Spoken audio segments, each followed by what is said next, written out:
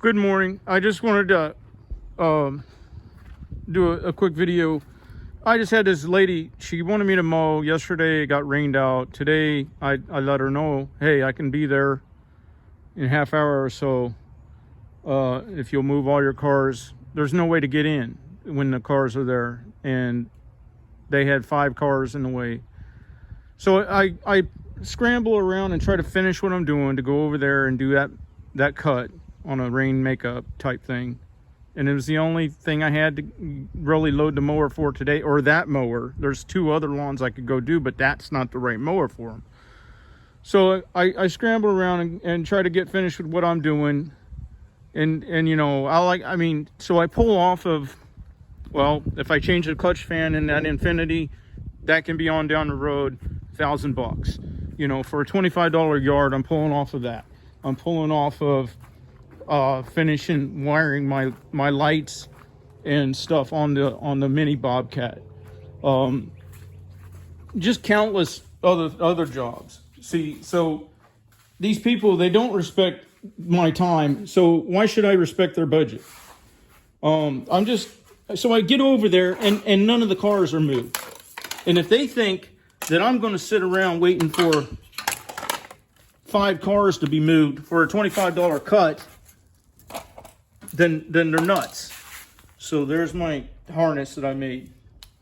So they are either going to have to pay for that load up, which is a cut.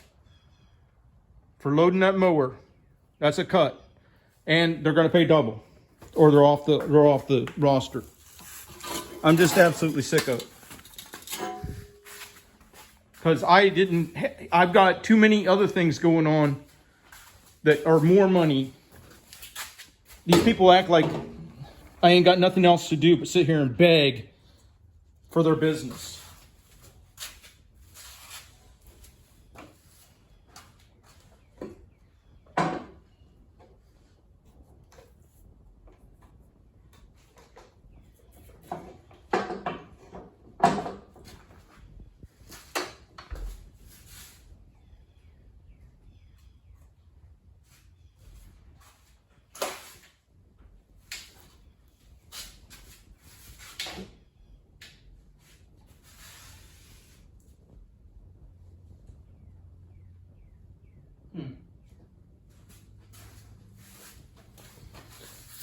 Now I got one light that's not working, and it was working.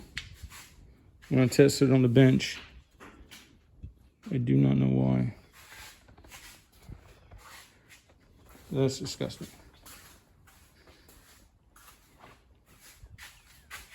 So I'm going to have to wonder what the hell happened. It's my hot. I have to ohm all that out. No, not ohm it out. Test for voltage. Okay, well, first of all, I can see if I'm getting 12 volts on that wire there. Could be the bulb, or possibly the ground. I don't know. So I don't know how you all handle that. I don't like yards like that at all to begin with. But then when they mess with me like that, where I end up wasting my time to go there, it's like if somebody was giving away $5 in Tennessee. Would you drop everything you're doing and drive from Florida to Tennessee to grab that $5? Oh, well, you're leaving money on the table then. The money on the table. Yeah, it's a table that's 300 miles away, buddy. You know, I'm not that kind of fool. And it might as well be 300 miles away if the cars are in the way and I got to sit there and wait. I'm not going to do it.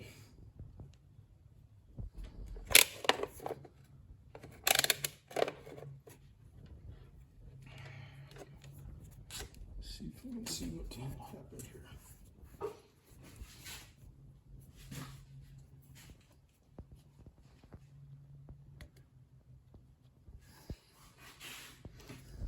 All right, I got to figure out what's going on with this one light bulb.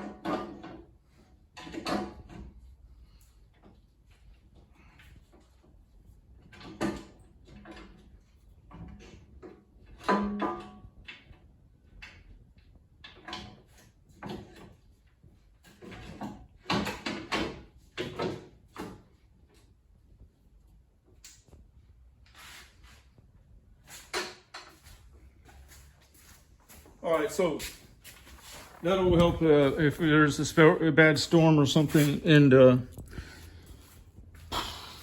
you know, if it's dark or rainy or whatnot, maybe the lights will help. And they were just old ones I had laying around. So it was as much about using up old stuff and getting it out of the way, and to give it a little cosmetic bump in appearance. I think they look kind of cool. They're kind of iconic type, little frog eye type lights, and they're rubber coated. They're old school, so they're power hungry.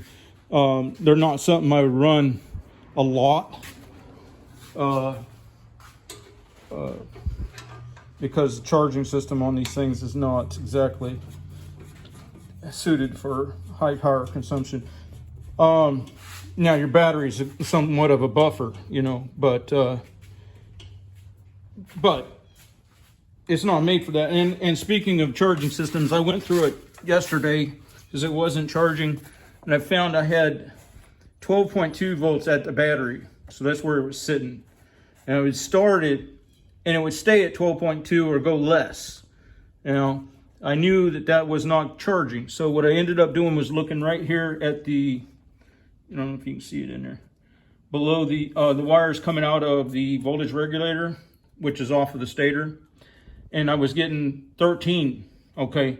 So I knew that my stator was working. I knew my voltage regulator was working. And then I just had to figure out why was that 13 some volts not getting back to the battery, and I traced it down and I found that it was this broken wire up here.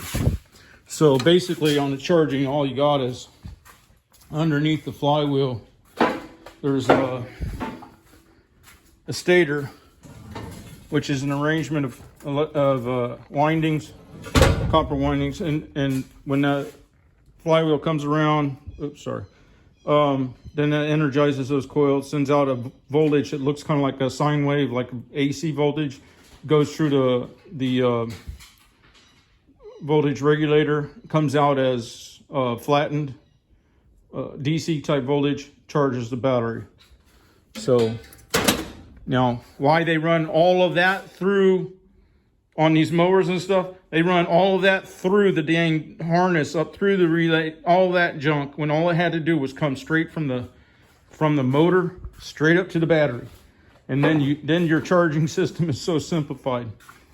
All right, I'm going to get back to work. I'll catch you later.